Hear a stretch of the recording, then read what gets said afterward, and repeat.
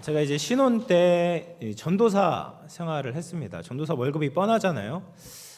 그런데 이제 전도사 그 수준에서 조금 과한, 조금 부담스러운 이제 전자기기를 샀어요. 이제 그 당시에 처음 등장했던 스마트폰을 처음 산 겁니다. 지금이야 뭐 너무 흔하지만 그 당시 이제 애플에서 나왔던 아이폰을 처음으로 사게 되었습니다.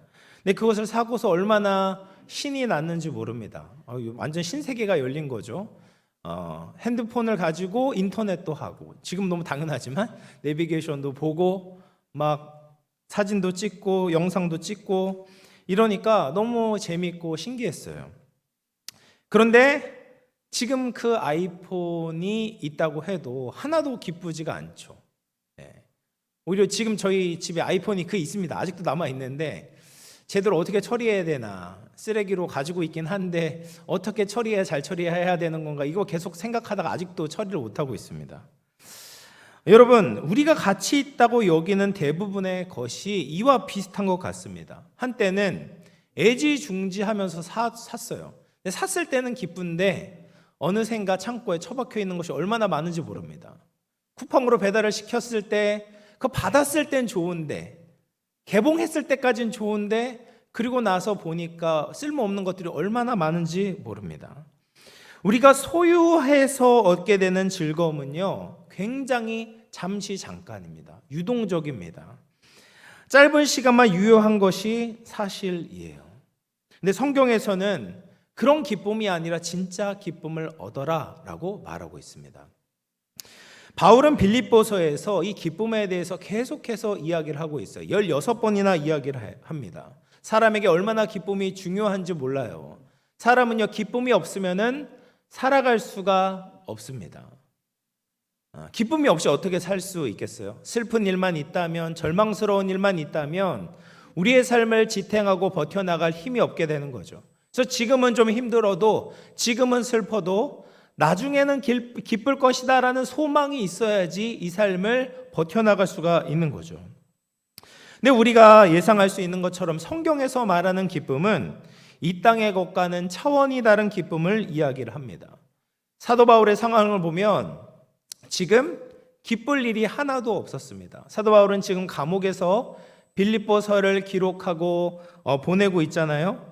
감옥에서는 자유도 없고 사람들을 자유롭게 만날 수도 없었습니다. 모든 것이 다 제한적이었어요. 그런데 무슨 기쁨이 있을까요?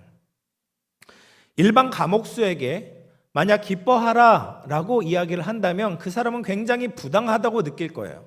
내가 또 다른 강요를 받고 있구나, 나를 고문하는구나 라고 생각할 수도 있을 겁니다. 그런데 바울은 감옥 안에서 기뻐할 뿐 아니라 빌립보 교회 성도들에게도 기뻐하라라고 당부하고 있는 겁니다. 그래서 2장 18절에 보면 기뻐하라 기뻐하라 2번 연속 이야기를 하고요. 3장 1절에서도 주 안에서 기뻐하라고 이야기를 하고 4장 4절에도 기뻐하라, 내가 다시 말하노니 기뻐하라라고 기쁨을 계속 명령하고 있습니다. 왜 기뻐하라고 명령할 수 있을까요? 우리의 기쁨은 어떤 조건이 만족될 때, 우리가 어떤 것을 가졌을 때 수동적으로 얻게 되는 감정이 아니라 우리가 적극적으로 쟁취할 수 있는 감정이기 때문에 기뻐하라고 명령하는 거죠. 그래서 사도 바울은 기뻐할 거리가 하나도 없는데, 어떤 조건도 없는데, 가진 것도 없는데 기쁨을 쟁취할 수 있었고, 빌립보 교인들에게도 기뻐하라고 강력하게 권면할 수 있었던 겁니다. 그러면 우리는 어떻게 하면 바울처럼 항상 기뻐할 수 있을까요? 첫 번째 비결은 예수 그리스도를 얻을 때 기뻐할 수 있습니다. 3장 1절에 보면 주 안에서 기뻐하라 라고 말씀하세요. 근데 이 주 안에서라는 말은 그냥 의례적으로 습관적으로 하는 말이 아닙니다. 이것은 기뻐하라는 명령을 수행하기 위한 가장 중요한 열쇠입니다. 우리가 주 안에 있지 않으면 이 기쁨을 누릴 수가 없어요. 그래서 이 주 안에서라는 말이 어떤 말이냐면 예수 그리스도를 얻고 내가 그 안에 있다는 것을 발견하는 것이 주 안에서라는 뜻입니다. 이것을 다른 말로 하면 예수 그리스도의 의를 얻음으로 기뻐하라라는 거예요. 여러분, 예전에 바울은 예수님을 알지 못했을 때 의롭게 되기 위한 많은 조건을 갖추고 있었어요. 그래서 의롭다라는 말은 하나님 앞에 설만하다는 거거든요. 하나님 앞에 떳떳하다, 당당하다, 내 상태가 괜찮다라는 것을 의미합니다. 그래서 바울이 많은 조건들을 갖추고 이 정도면 나는 하나님 앞에 떳떳한 사람이다, 난 잘 살았다라고 자부하고 있었습니다. 그 조건들이 무엇이냐면 3장 5절과 6절 말씀 나옵니다. 같이 한번 읽어볼게요. 시작. 베냐민 지파요, 히브리인 중에 히브리인이요, 율법으로는 바리새인이요, 열심으로는 교회를 박해하고 율법의 의로는 흠이 없는 자라. 사도 바울은 어렸을 때 8일 만에 할례를 받았습니다. 어렸을 때부터 육체적인 의식을 통해서 하나님의 자녀라는 정체성을 가지고 있었어요. 뿐만 아니라 자기 자신을 베냐민 지파라고 이야기를 하는데, 베냐민 지파는 굉장히 전통이 있는 유서 깊은 지파였습니다. 첫 번째 이스라엘 왕이었던 사울이 나왔던 뼈대 있는 가문이었다라는 거죠. 그리고 히브리인 중에 히브리인이다라고 이야기를 합니다. 그 당시 히브리인은 그 당시에 통용되는 언어였던 아람어를 사용했거든요. 뭐 헬라어를 사용하거나. 근데 히브리어를 쓸 수 있는 사람이 많지 않았어요. 히브리어를 읽을 수 있는 사람이 많지 않았습니다. 그런데 사도 바울은 교육을 잘 받아서 히브리어를 읽고 마음껏 사용할 수 있는 히브리인 중에 진짜 히브리인이었다라고 이야기를 하는 거죠. 뿐만 아니라 율법 준수를 목숨처럼 여기는 바리새인이었고, 하나님을 위해서 교회를 핍박한 데 열심을 내었던 열정적인 사람이었습니다. 이것이 바울이 육체적으로 의롭다고 인정받기 위해 가지고 있었던 조건이었다라는 거예요. 그래서 유대 사회의 많은 사람들은 사도 바울을 보면서 이 사람은 하나님의 백성 맞다, 하나님께서 인정하실 만하다라고 이야기를 했고, 바울도 스스로에 대해서 그렇게 평가하고 있었습니다. 그런데 예수님을 만나게 되었을 때 이 생각이 완전히 뒤집히게 된 거예요. 예수님은 사도 바울의 지금껏 있었던 모든 삶의 여정들을 인정하지 않으셨습니다. 오히려 지금까지 잘못 살아왔다라고 말씀하시는 거예요. 바울의 출신, 바울의 열심, 바울의 종교성에서 나온 모든 것들이 잘못되었다라는 것을 예수님의 음성을 통해 깨닫게 되었습니다. 이때 바울이 받게 된 충격이 얼마나 컸을까요? 지금까지 내가 열심히 살아왔는데, 내가 하나님을 위해서 살았다고 자부하고 있었는데 그것이 모두 다 잘못된 일이었다는 거예요. 착각이었다는 겁니다. 오히려 하나님의 뜻에 반대되었다는 것을 깨달았을 때 인생이 무너지는 것 같았을 겁니다. 이제는 내가 뭘 해야 되나? 내가 지금까지 옳다고 여겼던 것이 잘못이었다면 내가 앞으로 제대로 살 수 있을까? 내가 하나님 앞에 제대로 설 수 있을까? 내 인생이 정말 무의미하구나, 더 이상 살고 싶지 않다, 이런 마음이 들지 않았겠습니까? 여러분, 우리의 인생은 인정받는 것을 원합니다. 내 인생이 남부럽지 않게 떳떳하고 내세울 만한 인생이 되기를 원합니다. 그것이 제대로 충족되지 않는다면 기쁨을 얻을 수가 없어요. 그래서 우리의 행복을 위한 가장 기본적인 욕구가 인정받는 욕구이기 때문에 어린 자녀들도 부모님께 인정받으려고 노력을 하잖아요. 우리가 자라면서 부모님께 인정받으려고 노력합니다. 열심히 공부해요. 근데 얼마만큼 해야지 부모님께 인정받습니까? 10등 해야지 됩니까? 1등 해야지 됩니까? 중요한 것은 과거보다 더 잘해야 돼요. 그리고 남보다 더 잘해야 됩니다. 그리고 계속해서 잘해야 돼요. 사람한테 인정받기 위해서도 이것이 끝이 없습니다. 너무나도 힘이 듭니다. 그런데 하나님의 기준에 만족하기 위해서는 우리가 어떻게 살아야 될까요? 내가 어떤 행위를 해야지, 얼마만큼 순전해야지, 얼마만큼 거룩하게 살아야지 하나님의 기준에 도달할 수 있겠습니까? 여러분, 그것은 인간의 힘으로는 할 수가 없는 거예요. 우리가 아무리 발버둥 쳐도 우리의 행위로는 하나님께 인정받을 수 있는, 의롭다고 할 수 있는 사람은 아무도 없는 것입니다. 이것이 율법 앞에 정직하게 서게 될 때 우리가 깨닫게 되는 것이죠. 우리는 본질상 진노의 자녀였습니다. 죄로 인해 우리의 존재가 하나님의 목적에서 벗어났어요. 우리가 화살을 쏠 때 약간의 각도가 삐뚤어지면 어떻게 됩니까?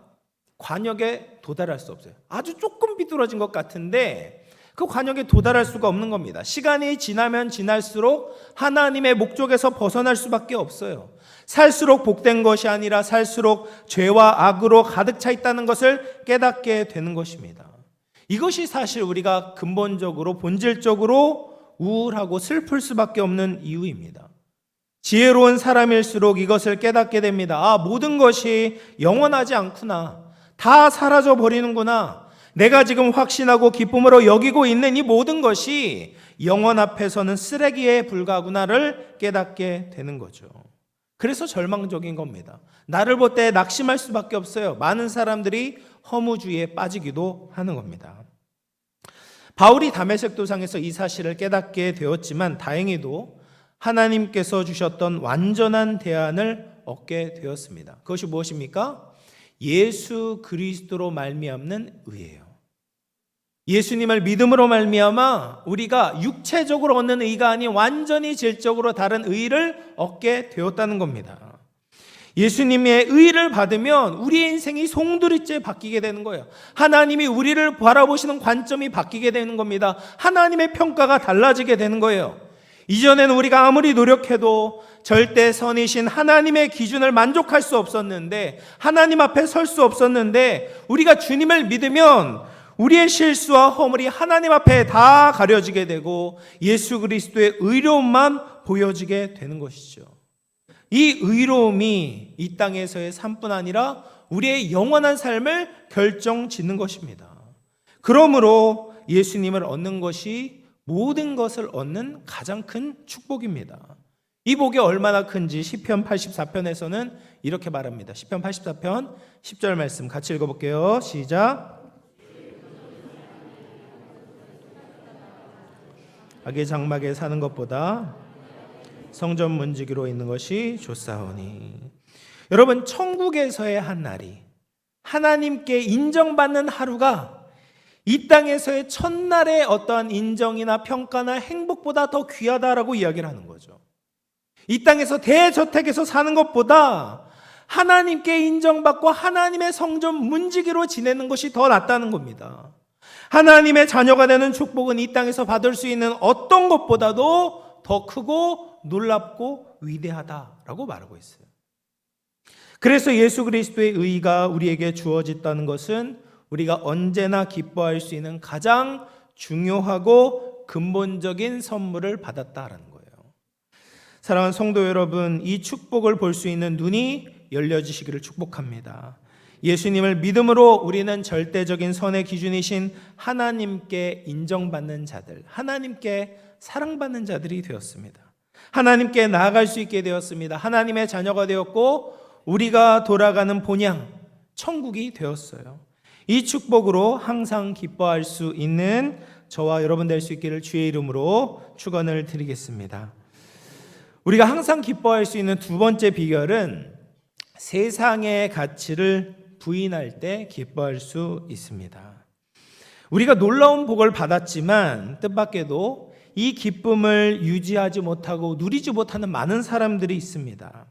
왜냐하면 예수님의 의가 아니라, 예수님께서 우리에게 베풀어 주신 은혜가 아니라 다른 것이 내 기쁨이 된다라고 여길 때, 그렇게 믿고 살아갈 때 우리는 예수님이 우리에게 주신 기쁨을 놓칠 수밖에 없는 거예요.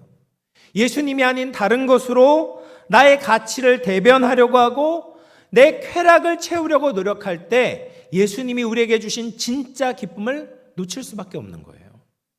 여러분, 소확행이라는 말을 들어보셨을 겁니다. 소소하지만 확실한 행복을 누리겠다.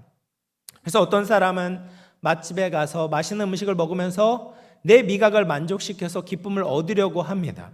또 어떤 사람은 좋은 여행지에 가서 아름다운 풍경과 좋은 경험들을 하면서 내 시각과 내 이런 것들을 만족시켜서 기쁨을 얻겠다라고 이야기를 합니다.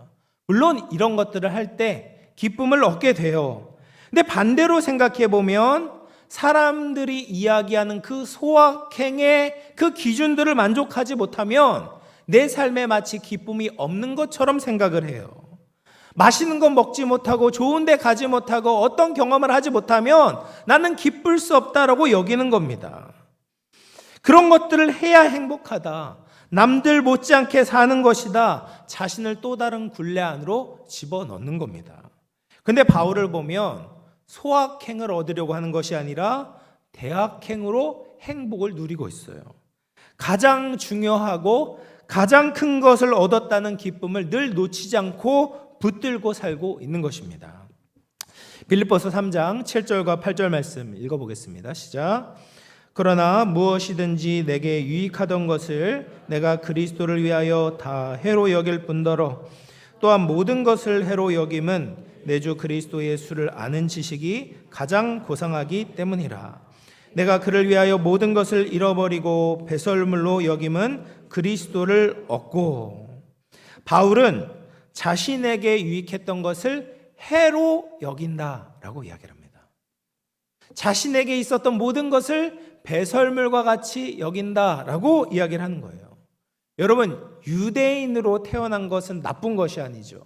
율법의 교육을 받은 것은 나쁜 것이 아닙니다. 좋은 가정에서 좋은 교육을 받는 것은 의미 있는 일입니다. 그런데 그런 것이 내 안에 자랑이 되려고 하면, 내 안에서 기쁨의 근원이 되려고 한다면 그것을 해로 여긴다라는 말이에요. 여러분, 해를 누가 마음속에 품고 다니는 사람이 있겠습니까? 배설물을 가지고 보관하는 사람이 있겠습니까?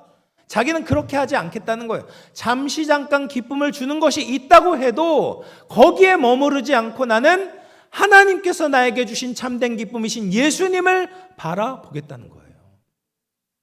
사도행전 3장을 보면 성전 미문에서 나면서부터 안진뱅이 된 사람이 있었습니다. 태어난 날만서부터 이 사람은 걸어본 적이 없었어요. 그래서 다른 사람의 도움이 아니면 자기가 구걸하는 장소에도 올 수 없었던 비참한 사람이었습니다. 그런데 하루는 성전 안으로 들어가는 베드로와 요한을 만나고 무엇을 얻을 수 있을까를 바라보았습니다. 하루 벌어서 하루 살아가는 안진뱅이에게 오늘 하루를 버틸 수 있는 동전 한 입을 얻기 위해서 구걸하고 있었던 것이죠. 그런데 사도 베드로가 이 안진뱅이가 전혀 기대하지 않았던 것을 주는 겁니다. 무엇을 줍니까? 은과 금은 내게 없지만 내게 있는 것으로 너에게 주겠다. 베드로에게 있던 것이 무엇입니까? 나사렛 예수 그리스도의 이름을 주는 것이죠. 권능의 이름을 주는 겁니다. 생명의 이름을 주고 치유의 이름을 주는 것이죠. 그 이름을 주는 것은 예수님을 준다라는 의미입니다. 그래서 은과 금과 비교할 수 없는 가장 귀한 선물을 이 안진뱅이에게 주었던 것입니다. 여러분, 우리가 이 안진뱅이 거지와 같은 상태 아니었습니까? 기쁨을 얻기 위해서 동전 한 입을 얻으려고 했어요. 물론 그것으로 잠시 잠깐의 배고픔은 사라지겠지만 인생의 근원적인 문제 해결책이 되지는 않았습니다. 동전을 가지고 잠시 잠깐 기쁨을 얻게 되지만 이내 사라지게 되는 거죠. 그리고 그 기쁨을 위해서 다시 구걸해야만 했습니다. 근데 하나님은 우리에게 동전을 주시는 것이 아니라 예수님을 주신 거예요. 사라지거나 없어지지 않은 영원한 의고 기쁨의 근원 되신 예수님을 우리에게 주신 겁니다. 그래서 우리는 다시 엎드려 구걸하지 않아도 되는 거죠. 그렇게 이 거지는 예수님의 이름을 받았고 드디어 일어서게 되었습니다. 걷게 되었어요. 뛰게 되었습니다. 그 인생의 가장 크고 확실한 기쁨을 얻게 되었습니다. 그런데 만일 이 거지가 예수님의 이름을 받았지만 걸을 수 있고 새로운 삶을 살 수 있지만 여전히 미문에 엎드려서 금을 구걸한다면 여러분은 뭐라고 평가하시겠습니까? 그리고 그 동전 한 입 때문에 자신의 기쁨의 여부를 결정하려고 한다면 우리는 참으로 안타까운 마음이 들 것입니다. 동전보다 더 큰 것을 받았잖아요. 이제는 걸을 수 있고 뛸 수 있고 하나님을 찬양할 수 있게 되었잖아요. 그런데 그 동전 하나 때문에 그 동전 하나 못 받았다고 슬픔에 빠져 있다면 얼마나 안타까운 마음이 들겠어요. 근데 우리가 그럴 수 있다라는 거죠. 우리는 사도 베드로의 말씀과 같이 우리의 마음을 잘 정돈해야 됩니다. 은금으로 우리의 마음을 채우는 것이 아니라 나사렛 예수 그리스도의 이름으로 우리의 마음을 채우는 거예요. 사도 바울이 말했던 것처럼 지금까지 나에게 유익했던 것을 해로 여길 뿐 아니라 배설물과 같이 여기는 거죠. 사도 바울은 의도적으로 예수님의 이름을 선택하고 다른 것들을 자랑하거나 생각하지 않기로 했습니다. 세상에서 요구하는 가치를 따르지 않았어요. 세상에서 요구하는 것, 유행하는 것을 얻기 위해 안달복달하지 않는 겁니다. 다른 것을 부인하지 않으면 예수님을 얻었지만 기쁘지 않은 거예요. 예수님을 얻었는데 맛있는 것을 먹지 못해서, 해외여행에 못 가서 명품을 얻지 못해서 기쁘지가 않는 겁니다. 이런 것들을 부인하지 않으면 우리가 예수님 안에 있는 참된 기쁨을 누릴 수가 없다라는 거예요. 사랑하는 성도 여러분, 여러분에게 예수님 한 분이 기쁨이 되고 있습니까? 아니면 다른 것을 얻지 못해서 불안해하거나 불평하고 계시진 않습니까? 내가 세상 보기에 번듯한 무엇인가를 이루지 못해서, 내가 어떤 것을 가지지 못해서 나는 불행할 수밖에 없다라고 여기고 계시진 않습니까? 여러분, 그런 것 때문에 우리의 기쁨이 빼앗겨서는 안 되는 겁니다. 예수님 외에 우리의 마음을 채우려는 모든 것들을 해로 여기고 거부하십시오. 예수님을 얻게 된 하나님의 의의 풍성함을 우리가 선택하게 될 때 우리는 항상 기뻐할 수 있습니다. 내가 받은 최고의 선물이신 예수님의 가치를 인정하며 성전 밖에 구걸하는 자가 되는 것이 아니라 성전 안에 계신 하나님을 만나는 진짜 기쁨에 참여하는 우리 모든 영혼의 권속들 다 되시기를 주님의 이름으로 축원을 드리겠습니다. 세 번째, 우리가 항상 기뻐할 수 있는 비결이 무엇이냐면 반복된 훈련을 통해서 진정한 기쁨을 얻을 수가 있습니다. 빌립보서 3장 1절 말씀 우리 같이 한번 읽어보겠습니다. 시작.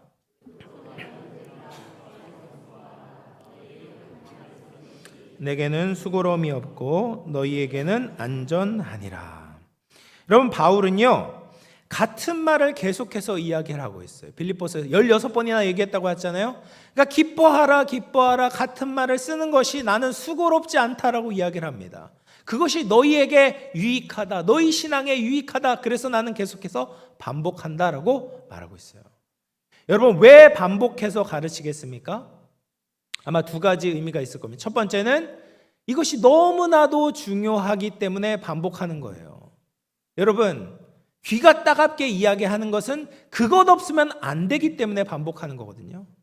신앙의 선배였던 바울이 빌립보 교인들에게 계속해서 반복하는 이유는 이 참된 기쁨을 얻지 않으면 이 신앙의 굉장히 중요한 것을 잃어버릴 수밖에 없기 때문에 반복해서 이야기를 하고 있는 것입니다. 그래서 주 안에서 기쁨을 얻는 것, 참된 기쁨을 얻는 것이야말로 신앙의 핵심이다라는 것을 보여주고 있는 거죠. 두 번째로 바울이 반복한 이유는 반복해서 훈련해야지만이 참된 기쁨을 얻을 수 있기 때문입니다. 여러분, 기쁨은 아까도 말씀드렸던 것처럼 그냥 수동적으로 얻어지는 것이 아니에요. 오히려 우리가 신앙 안에서 믿음으로 적극적으로 취하는 것이 기쁨인 것입니다.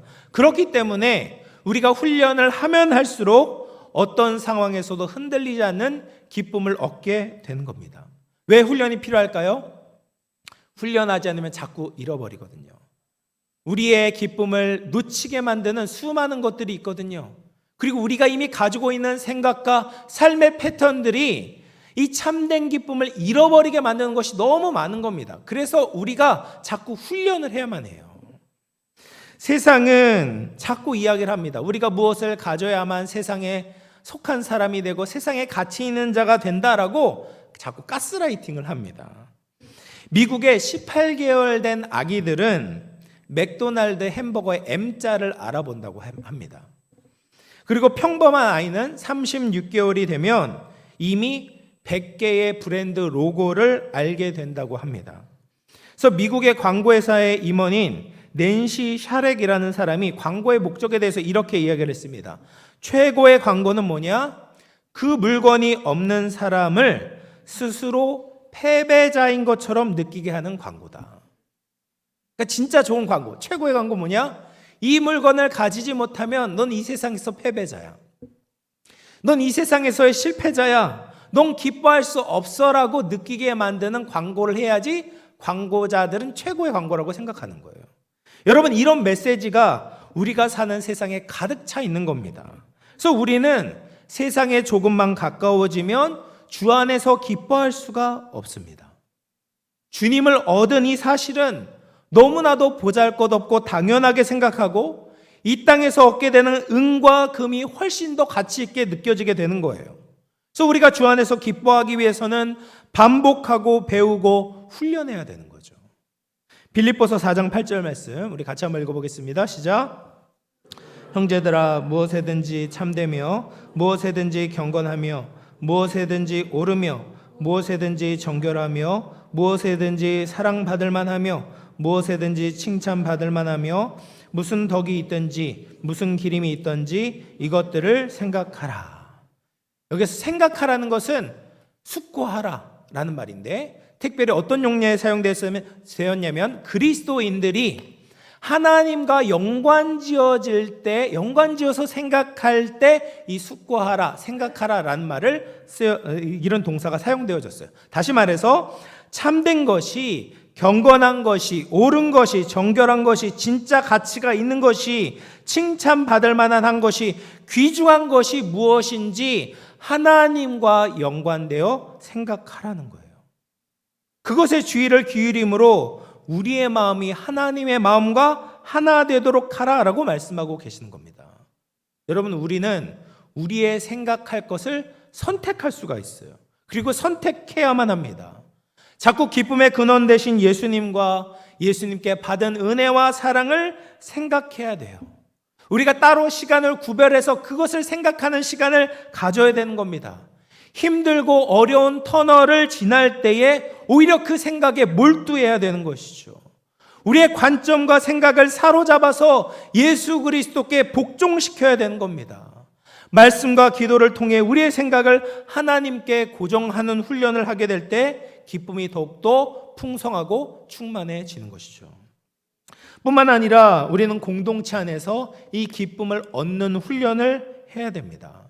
여러분, 나의 기쁨을 얻기 위해서 자꾸 몰두하고 무엇을 얻으려고 하면 할수록 더 기쁨에서 멀어지게 돼요. 오히려 전체 안에서 하나님을 생각하고 다른 이들을 이롭게 하려고 할 때 기쁨을 얻을 수가 있는 겁니다. 왜냐하면 그것이 하나님께서 원하시는 뜻이기 때문에 그래요. 그래서 바울도 끊임없이 다른 사람들에게 기쁨을 주는 삶을 살려고 해요.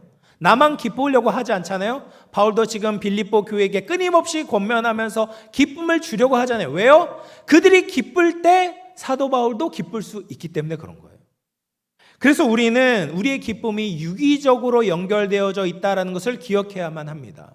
하나님 나라 관점에서 다른 이들을 어떻게 섬길 수 있을까?